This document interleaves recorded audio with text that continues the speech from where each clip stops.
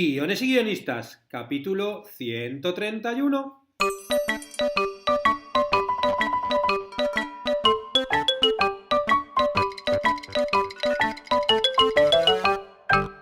Buenos días a todos, bienvenidos a Guiones y guionistas, el podcast con el que todos podemos aprender a hacer guiones y en el que el guionista es el rey.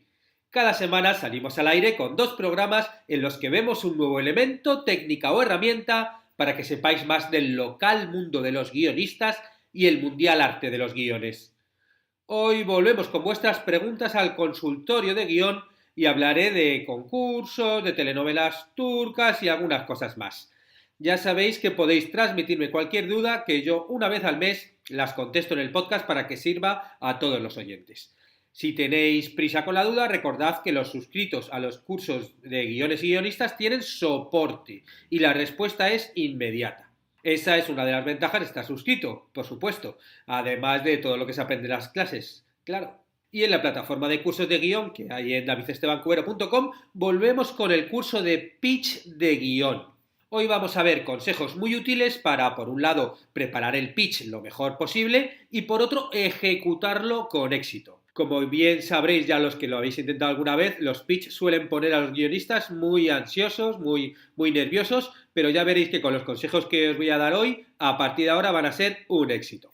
Y el sábado continúa el curso de estructuras temporales. Si ya vimos cómo dar saltos en el tiempo al pasado con los flashbacks y al futuro con los flash forward, en esta clase vamos a aprender a dar saltos a una realidad alternativa o hipotética gracias a los flash sideways.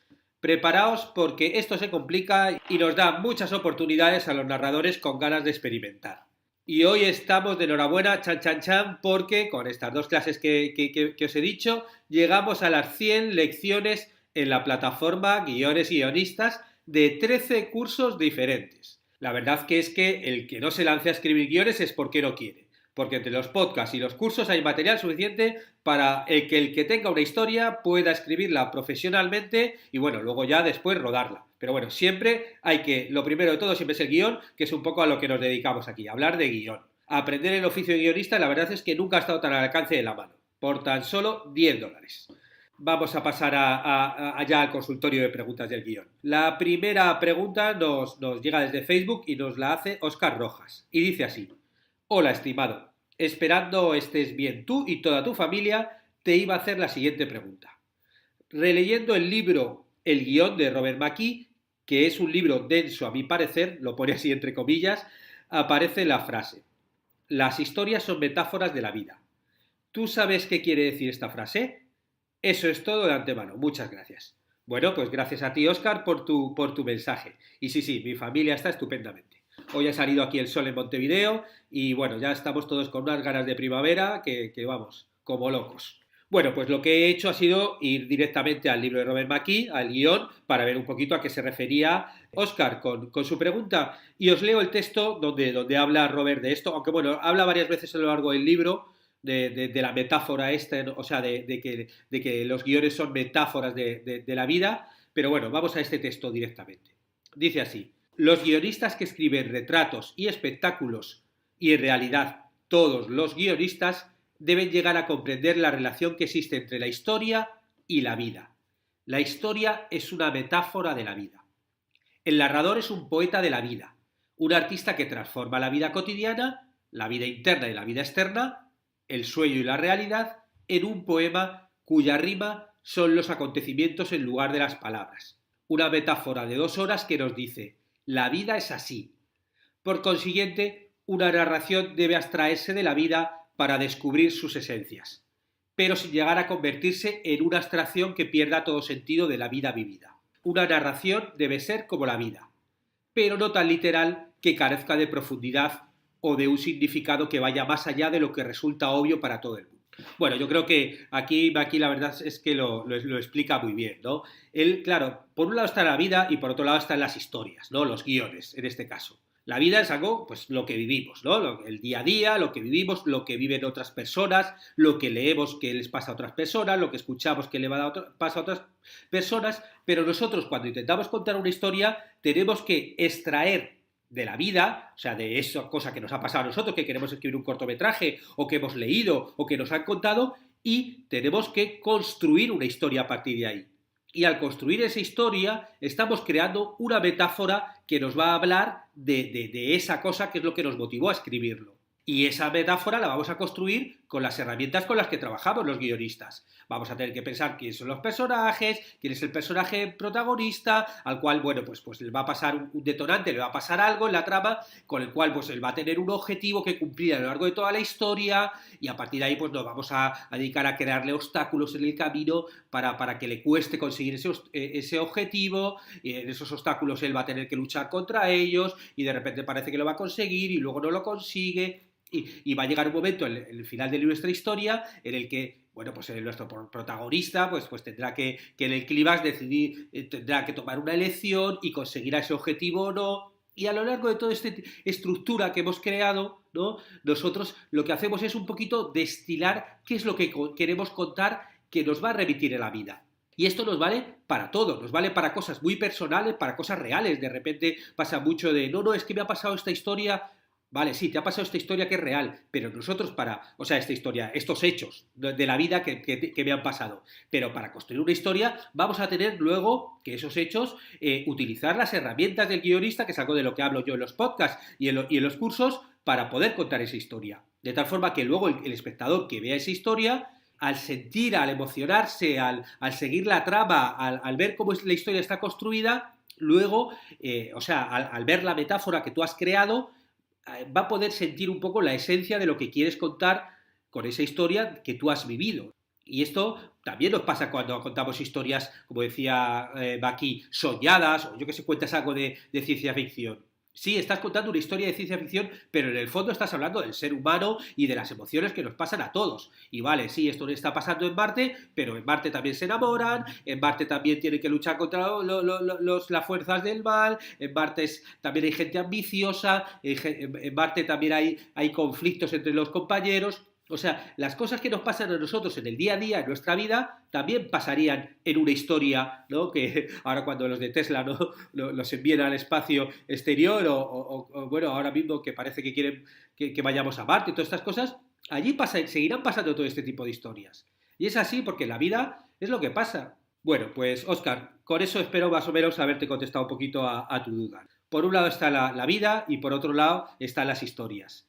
Y con las historias nosotros lo que hacemos es contar metáforas de la vida por medio de las herramientas que utilizamos los guionistas a la hora de crear los guiones, ¿no? Como que destilamos un poco la esencia de lo que pasa en la vida. Claro, es un poco la diferencia entre el qué cuento y el cómo lo cuento. En el cómo lo cuento, ¿no? Es cuando el guionista va a mostrar, con todas las herramientas que va a utilizar, el cómo vas a contar esa historia de la vida real o de la vida imaginada o soñada que tú has pensado como guionista, pero que en el fondo está hablando, pues eso, de los seres humanos y de cómo nos relacionamos todos. Vamos con la segunda consulta, que nos la hace Ivette desde Perú y que llegó vía mail. Y dice así: Hola David, hace poco descubrí tu blog y encuentro muy interesantes tus artículos. También estoy pensando en la idea de seguir tus clases, es solo que la falta de tiempo se me convierte en un factor determinante para mí. El comentario y la consulta que quería hacer es que ¿conoces un poco del formato que usan las series de turcas, cada día más populares en el mundo entero? Estos capítulos de 2 horas en los cuales discurre la trama y que por lo general al final de cada capítulo deja muy atada la historia en espera del próximo episodio. Yo soy una aspirante a guionista, algo que vengo postergando hace mucho tiempo, pero ese formato me atrae mucho. Además, siento que el tratamiento de las cosas desde una visión mitad occidental, mitad conservadora, se amolda a mi estilo e intereses. A ver si estos días puedes tener tiempo para publicar al respecto con sus comentarios instructivos. He tratado de ubicar una muestra de los guiones que ellos confeccionan, pero no he tenido suerte. Claro está mi pequeño conocimiento del idioma que me juega en contra, pero creo que es muy valioso para la observación. No sé si alguna vez ha podido ver estas series, pero por cualquier modo los títulos más sonados: ¿Qué culpa tiene Fatmagul? Te amaré por siempre, El secreto de Ferilla, Madre, entre muchas otras en géneros variados como suspenso, romance, comedia, drama, etc. Ojalá te despierte y tenga cuentas con tiempo lo que puedas publicar. Te lo agradeceré profundamente. Saludos desde Lima, Perú, y Bet. Un saludo grande también para ti, Ivette, y para todos los peruanos, que sé que hay muchos que escuchan el podcast. Bueno, yo te reconozco que no he visto nunca una serie turca. Sé que tienen mucho éxito porque aquí en Uruguay, donde vivo yo ahora, o sea, he oído hablar mucho de las series turcas, las están emitiendo, sé que las emiten en televisión en abierto, pero bueno, yo entre que reconozco que no tengo la televisión en abierto y no veo televisión en abierto aquí en Uruguaya, y que tampoco soy un poco el target de este tipo de series, porque yo la verdad es que, si te digo la verdad, tampoco he visto nunca telenovelas latinoamericanas, como que es un formato como que nunca me ha enganchado. Pero lo que he hecho ha sido hacer trabajo de campo. ¿Qué trabajo de campo he hecho para poder contestarte algo a esta pregunta? Bueno, pues he preguntado a Dora. ¿Y quién es Dora? Pues mi suegra, una señora que yo ya sé, yo sabía que ya me había hablado ella de alguna telenovela turca que veía y digo, bueno, pues aprovechando una visita familiar, le he hecho un interrogatorio para poder sonsacar un poquito más. Claro, cuando yo le he preguntado a Dora que qué es lo que le gustaba de las telenovelas turcas, ella me ha dicho, por un lado, que tienen unas tramas y unas intrigas muy fuertes. Dice, yo de la última que vi, después vi House of Cards y me recordaba House of Cards. O sea, que realmente hay una trama por detrás, por debajo, muy bien liada, ¿no? Y también me ha dicho una cosa muy curiosa, que tienen un ambiente social como muy real, que es como las brasileñas, dice, esto lo han copiado de las brasileñas, ella ya elaborando sus propias teorías, ¿no? Como que las brasileñas, las telenovelas brasileñas, como muchas se hacen como en favelas, te hablan de la corrupción y temas muy del día a día, muy reales, ¿no? Y como que se meten muy dentro de esas historias, ¿no? Y que las turcas también, ella dice que ya lo que ha visto también, ¿no? Dice, eso lo han copiado de las brasileñas, pero como que eso funciona muy bien, ¿no? Y ella, por ejemplo, la última a la que se ha enganchado, dice que estaba súper enganchada, es una que se llama Amor Eterno. Y que, bueno, ella, por ejemplo, lo que hace muchas veces es que luego, si no ve el episodio, lo ve por internet, porque aquí los canales luego te lo emiten en internet. Pero dice que esta no lo ponía en internet y que, claro, para ella era un horror porque tenía que verlo en directo y si no lo veía en televisión en directo, pues se lo perdía, ¿no? Y realmente ella está muy enganchada. Dice que la serie era divina. Claro, es una serie que yo me he puesto a buscar por internet, Amor Eterno, que se llama Karasepda. Es una serie turca del año 2015 que fue galardonada por los premios Emmy Internacional como la mejor telenovela del 2017.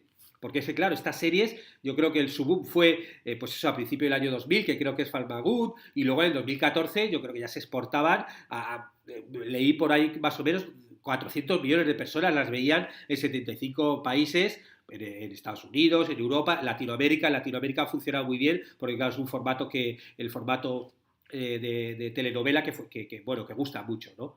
Y claro, viendo la serie esta de Amor Eterna, bueno, no he visto ningún episodio porque, claro, lo alucinante es que los episodios son, como tú decías, entre 120 y 140 minutos, que esto ha sido lo primero que me ha dejado en shock, que claro, yo no conocía de este formato. Esta es una serie que han tenido 2 temporadas, 74 episodios, pero claro, episodios de entre 2 y 3 horas. Y luego he estado mirando y otras series igual, porque por ejemplo Farmagood eran 90 minutos, pero normalmente las telenovelas son entre 90 y 140 minutos, con lo cual de visionado son entre 2 y 3 horas, que es un formato en ficción que claro, solo tenían las películas. Yo en serie no, es algo que yo por lo menos no conozco que existiera. Series que durasen entre 2 y 3 horas. O sea, yo creo que para mí forma parte del éxito. Que al fin y al cabo son películas. Son como películas encima largas, ¿no? Con lo cual, si cada episodio lo trabajan bien, claro, la gente está súper enganchada porque estás viendo una película semanal, pero no una película, no como una sitcom de media hora, incluso como una telenovela de 50 minutos, sino de 2 horas y media o 3 horas, con lo cual, si a ti te engancha, la inversión es mayor. Porque tú estás enganchado, además, me imagino que a nivel cadena es impresionante, ¿no? Engloban todo el prime time. No sé a qué hora lo emitirán en Turquía, pero seguro que si empieza a las 8 de la tarde, imaginaros, ¿no? Está hasta las 11 de la noche, o si empieza a las 9 hasta las 12 de la noche. O sea, tienes toda la emisión. Y claro, lo alucinante es que cuando lo han exportado, porque luego he estado mirando y esta serie, por ejemplo, en Panamá fueron 225 episodios en lugar de 74, con lo que quiere decir que cada episodio lo dividen en 3 y luego lo emiten, en lugar de emitir uno semanal, lo emiten diario. Y claro, así lo alargan, ¿no? Y alargan, bueno, pues, y te duran muchos meses. Porque claro, una telenovela como esta, como Cara Sepda, Amor Eterno, si son 74 episodios en 2 temporadas, claro, cada episodio son de casi 40 temporadas, o sea, casi 40 semanas. Con lo cual estás mirando casi de un año 3/4 partes, que quitando pues vacaciones y verano y todo eso, al final estás casi todo el año, ¿no? casi todo el año emitiendo toda la semana tu telenovela, que si encima engancha, pues si encima engancha, pues vamos, el canal tiene que estar súper encantado, ¿no? Todo esto a nivel programación. Luego a nivel tema, bueno, voy a leeros en la sinopsis de Amor Eterno. Kemal Soider es hijo de una familia de clase media. En su último año en ingeniería de minas, una chica llamada Nihan entra en su monótona vida. El amor es imposible por la diferencia de clases entre ellos, pero se las arreglan para estar juntos. Eso hasta el día en que Kemal tiene que mudarse a una mina de Zonguldak, desconociendo que Nihan se casará obligada con Emir Kuzgloglu, un hombre enamorado de ella desde que eran niños. Kemal se aísla en su trabajo y un día, tras sus acciones en un accidente en la mina, Kemal es ascendido y asume una posición de poder en la compañía.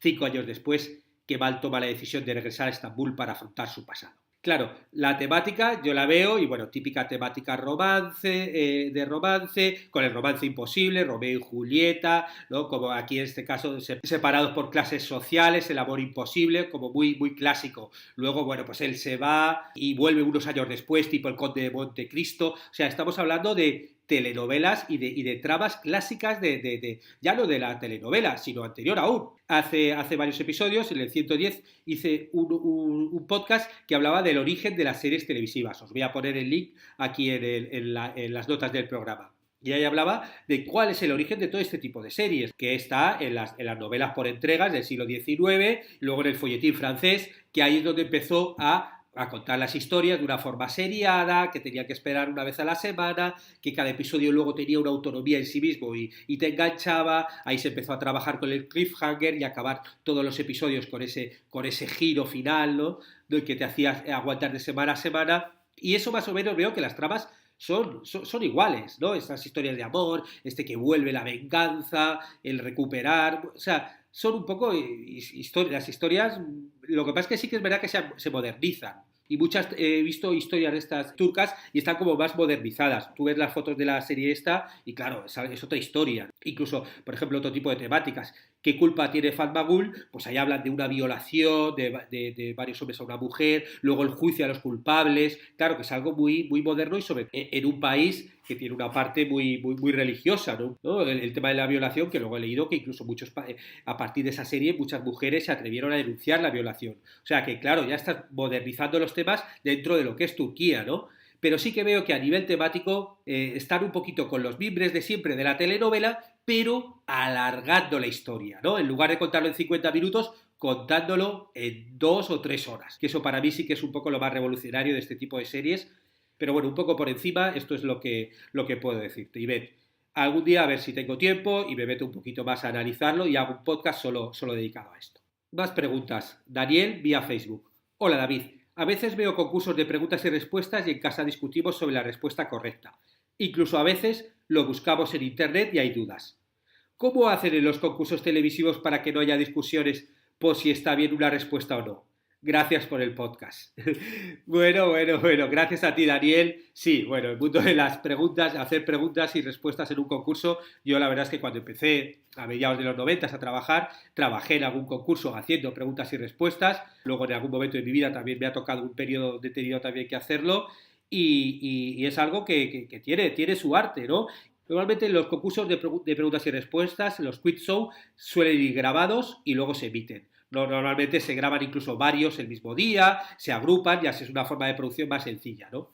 Pero imaginaos que estás grabándolo y que en mitad de una respuesta contestan uno y hace un concursante, no, protesto, no, porque tal, impugna una pregunta, tienes que parar la grabación con todo lo que eso reporta, y no, porque tú me estás diciendo que esta pregunta que desemboca en tal sitio, tal río, o que tal pregunta, y yo sé que no por esto o lo otro. Entra una discusión, a buscar en la enciclopedia, a mirar en internet, el director habla con el guionista, quién ha hecho esta pregunta, cómo está hecho, se produce un parón, o sea, es realmente horrible, ¿no? Como guionista que te impugnen una pregunta que tú has hecho.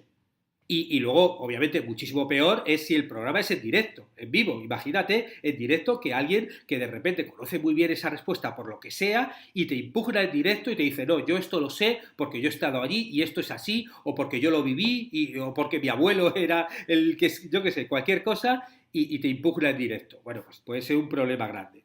¿Cómo podemos evitarlo eso los guionistas? Pues con cierto tipo de normas, de reglas básicas que un guionista tiene que mantener. Es algo que yo además cuando daba clases en la Universidad Carlos III en Madrid y cuando hablaba del formato concursos, pues yo me hice ahí mi decálogo, mis cositas, como para poder explicar, ¿no? Y que un guionista tiene que tener. Que bueno, básicamente así por encima, una de las cosas básicas es la precisión. O sea, cuando uno redacta una pregunta tiene que ser lo más precisa posible. ¿A qué me refiero con eso? Por ejemplo, voy a hacer una pregunta. Tenéis 3 segundos para pensar, como si fuera un concurso de verdad. ¿Dónde desemboca el río Amazonas? Pensad la respuesta.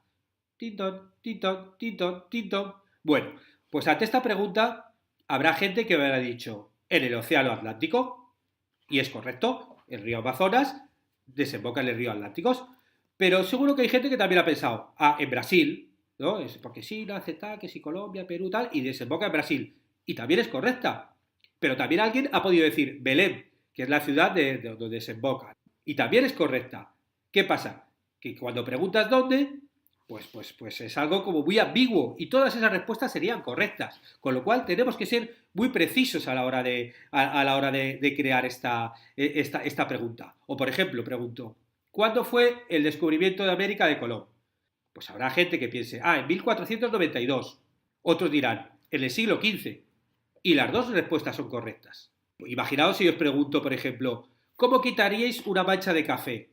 Pues una pregunta como esa, pues a la gente dirá, pues la echas a la lavadora. Otro, pues no, porque mi abuela tiene un remedio que es que si lo mezclas con la hierba de no sé qué, lo quitas. Otro no, porque si le pones, hay muchas formas de hacerlo. Tú no puedes hacer estas preguntas, solamente las puedes hacer así tan abiertas si das opciones de respuesta, tipo, ¿cómo quitaría la mancha de un café? Pues A, poniendo jabón de no sé qué tal. B, o sea, distintos tipos de opciones donde sepas que las otras son incorrectas. Pero si no, no puedes hacerla. Con lo cual hay que tener mucha atención con los adverbios de tiempo, de lugar, de modo. O sea, en lugar de preguntar dónde, pues preguntar en qué ciudad desemboca el río Amazonas, o en qué país, o en qué mar. O sea, tienen que ser preguntas muy precisas. En lugar de preguntar cuándo, pues hay que poner mejor en qué mes, o en qué año, en qué siglo. O sea, de tal forma que sea muy precisa la forma de hacer la pregunta. Luego también hay que garantizarse que tengan una única respuesta. Por ejemplo, si yo te pregunto, ¿por qué película ganó un Oscar Tom Hanks? Bueno, pues ante esa pregunta alguien puede decir Filadelfia y sería correcta, pero otra persona puede decir Forrest Gump y también sería correcta. Claro, ¿qué pasa? Que si yo esta pregunta, por ejemplo, la he hecho porque mirando en internet he visto Forrest Gump, estoy mirando cosas de Forrest Gump y pone ganó un Oscar Tom Hanks, Forrest Gump. Y entonces pregunto, ¿por qué película ganó un Oscar? Y no he comprobado cuántos Oscars ha ganado Tom Hanks, pues de repente, imaginaros, el presentador, de repente, ¿por qué película ganó Tom Hanks? Y está mirando en la respuesta Forrest Gump y dice Filadelfia. Pues él, si no lo sabe la pregunta, va a decir incorrecta. Y es correcta.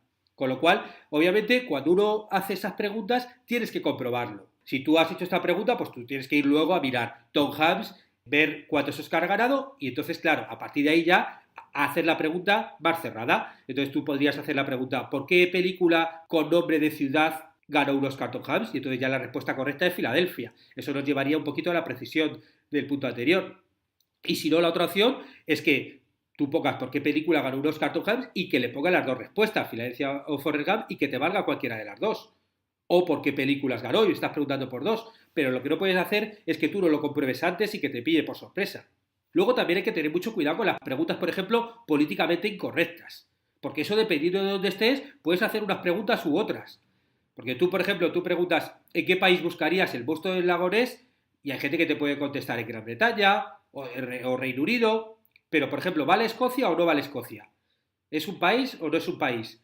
Eso, dependiendo de dónde lo hagas, te pueden decir una cosa u otra. En España, por ejemplo, si tú preguntas qué nacionalidad tiene Pep Guardiola, pues ¿qué es? ¿Catalana? ¿Española? Pues si todo esto es un concurso, por ejemplo, en Andalucía, pues te van a poner española. Y si dices catalana, a lo mejor te dicen que estás incorrecta. Pero si haces esa pregunta en un canal autonómico catalán, te van a decir que catalana es correcta y española también. Pero, o sea, como que te... O, por ejemplo, ¿en qué ciudad nació Gardel? Pues aquí en Uruguay te van a decir Tacuarembó. Pero luego también hay gente que dice que nació en Toulouse, Francia. Los de argentinos hay muchos que dicen que nació en Buenos Aires. Hay preguntas que son políticamente incorrectas y que tú, a menos que tú estés buscando eso, pues te pueden te puedes meter en un lío, ¿no? Y que depende mucho de dónde hagas esa pregunta, pues te puede llevar a una respuesta u otra.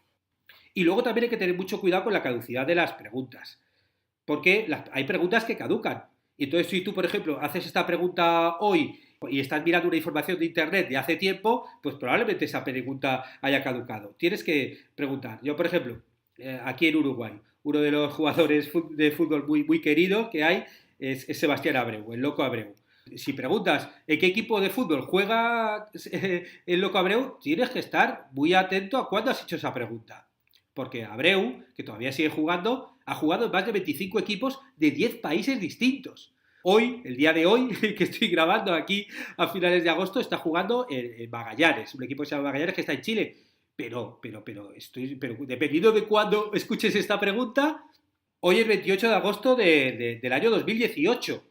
Pero a saber cuándo, a saber dónde está jugando, si lo escuchas dentro de un mes o dentro de 3 o dentro de un año, porque Abreu, bueno, hombre, ya estará por jubilarse porque ya es muy mayor, pero por eso, y es un ejemplo, ¿no? Hay que chequear muy bien cuándo caducan nuestras preguntas.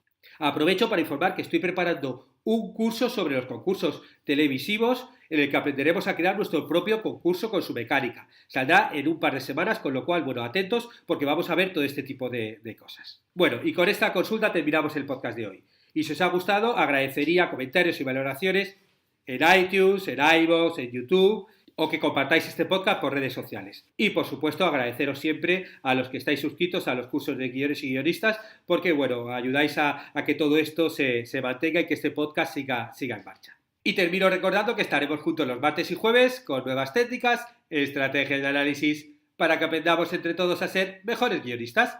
¡Hasta pronto!